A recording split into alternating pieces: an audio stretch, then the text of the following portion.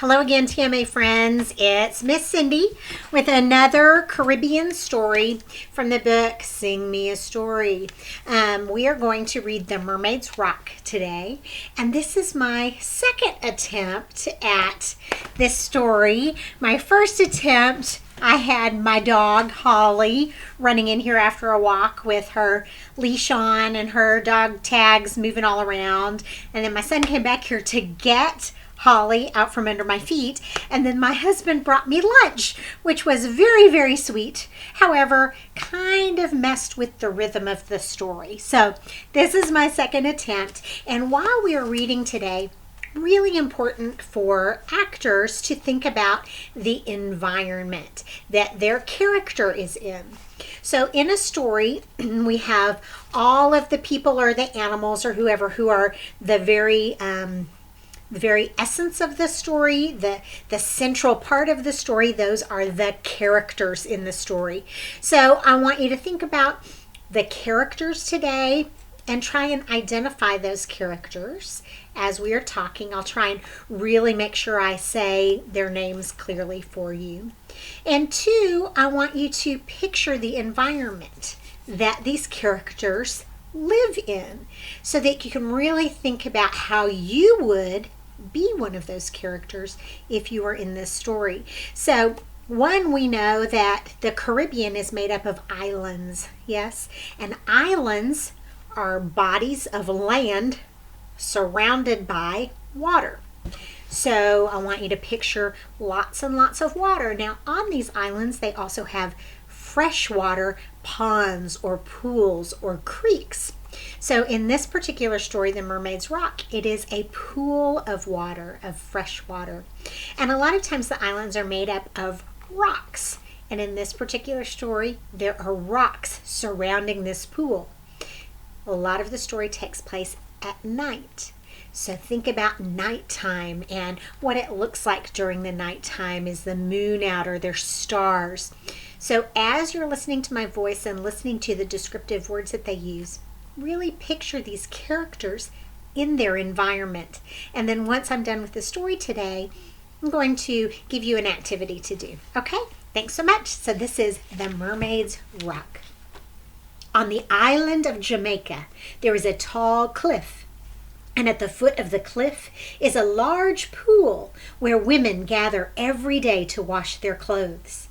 But at night, the pool is deserted, an eerie place full of mystery and foreboding. No one visits the pool at night except the foolhardy and those who don't know the legend. Folks say that at the edge of the pool there once stood a rough white rock. On moonlit nights it glowed with an unearthly light. This rock, they say, was the throne of a mermaid called Dora, who used to sit combing her long, silky, green-tinted hair, humming softly to herself. The tune she hummed was beautiful, yet haunting too. And although the song had no words, to all who heard it, the meaning was clear. It was a promise that what they most desired would be granted to them. When Dora heard someone approaching, she would dive into the pool, leaving her comb on the rock. Under the water she would sing her song, "Take my comb, return to your home, and I will come to you in your dream. Take my comb, return to your home, and I will give you your heart's desire soon." Not far from the pool lived a girl called Hazel. Her father was a rich man, and Hazel had everything her heart desired. Well, almost everything.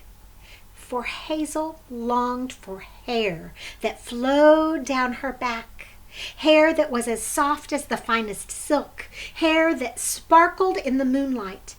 She had tried everything, creams, oils, shampoos of all kinds, even garden herbs, all in vain. Sleeping and waking, she thought of nothing but long, silky hair. She spent nearly all her money traveling from one salon to another, from one city to another, from one continent to another, trying to find a magic treatment that would transform her hair and satisfy her longing. Hazel knew the legend of the mermaid, but at first she didn't believe a word of it.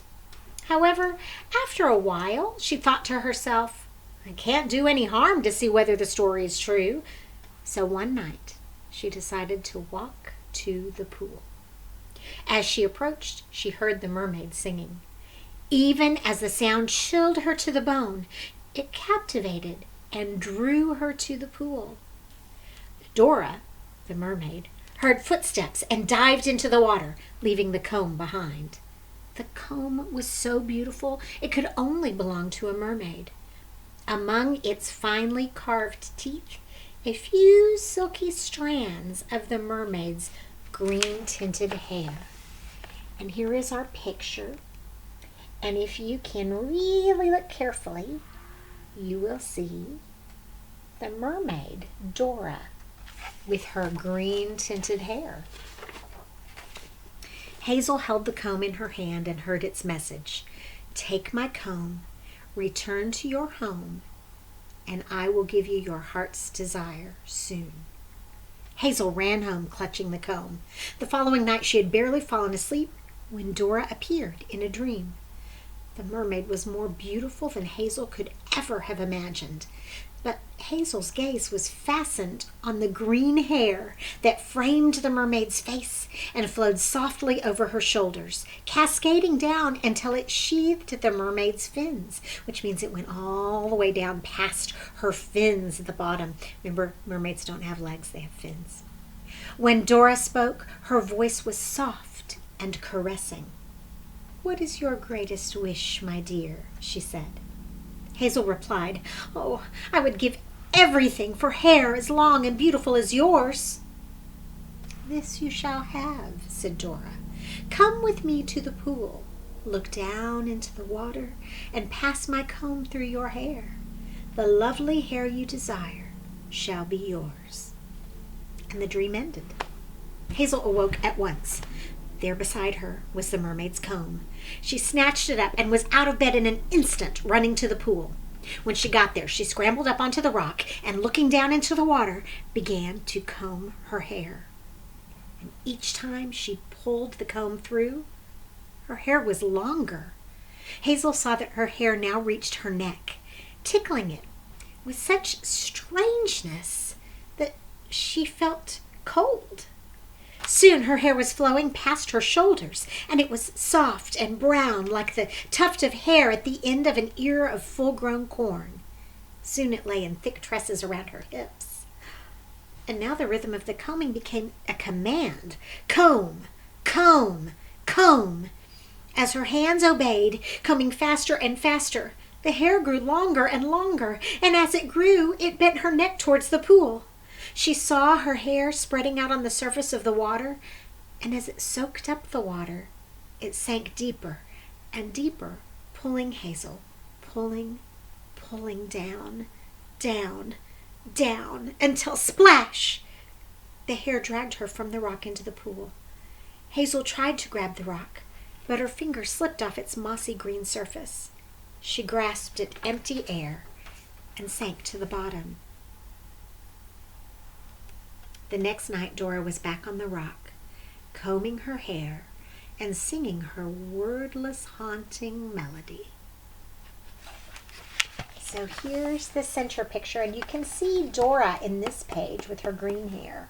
And you can see Hazel over here with her nice long brown hair that pulled her, because it became so heavy, pulled her right off of the rock and into the water. So the moral of this story, my friends, is that sometimes there are things that we don't have and we really wish we had, but maybe they're not the best things for us to have. And that's something to talk about, right? A discussion topic with your families. What is it, something that you maybe want, but you don't necessarily need, and maybe wouldn't be the best thing for you? I can think of one thing right now that my son would desperately want to have, which is more screen time. And I bet there's a lot of you like that. But I don't think it's good for him to have that. Just like it wasn't necessarily good for Hazel to have that really, really long hair, right? So at the beginning of the story, we talked about the characters and the environment that the characters live in. So the characters in this story were Hazel, Dora the mermaid, the women of the village who were just mentioned at the beginning, and Hazel's father, who was a very rich man.